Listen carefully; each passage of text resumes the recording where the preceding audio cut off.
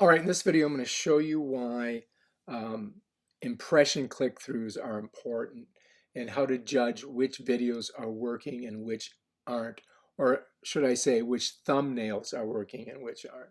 So let's go ahead and go to Analytics. Let's go to Content. Let's go to Videos. And this is my overall information, the number of views, number of impressions, number of click-through rate based on this number divided through this number. So 544 divided by 2800 should give me this, but it doesn't. It's actually almost 20%. But for some reason, YouTube's telling me 11.5%. I don't know why. But if you want to see the individual impression click-through rate on an individual video, you can come down here, click on this. It's going to give you this chart. I've got it for the last 28 days. Let's pull it down a little bit. All right, so you can see the impressions. That's how many times your thumbnail got in front of somebody's face for some reason based on an algorithm or whatever their interest was or their search history. Something told that thumbnail to go onto their page. And based on this is how many times your thumbnail was put in front of somebody who was interested maybe in dogs. And this is how many actual views you got on your video. And this is what the click rate through on that specific video, or the impression click rate through, which means that they saw the thumbnail, they clicked on it, and then they watched the video. So this tells you what's working and what's not working. The lower numbers, under 10, are telling you that, hey, maybe you need a more compelling thumbnail. Or maybe that type of video just doesn't really spark the interest in the viewer.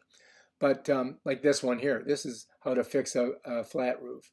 It had 47,000 impressions, it had 4,000 views, and it had a 6.2% click-through rate. But you know what?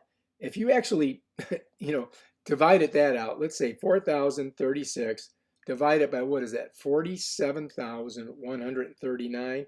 You know what that really equals? 8.5%. So they're really knocking off a couple percentage points, aren't they? They're not really getting their math completely perfect. But anyway, here's a good one here, how to turn off your Mini 2 drone. I had 6,000 impressions. I had a 24.4% click-through rate, and I had 3,336 views. Now, check this out. If I go 3,336 views and I divide it by 6139, actually that's 54% click-through rate. So Google, you need to do a little work on your math. So I think my click-through rate's much higher. But as long as you've got over 10%, you're doing good. All right. Now, if you want to see more, you can click up here and you can download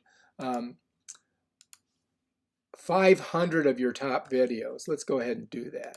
I'll open it up. And I'm going to click here. I'm going to go to the table, click it. It's going to open up an application where we can see this. Let me pull it over a little bit. All right, so this gives me my impressions, and we can go all the way down to 500. So look at this, how to use a countersink drill bit. It had 1,800 impressions, 6% click-through rate. So, I mean, check it out. You can see what's working, what's not working on your top 500 videos.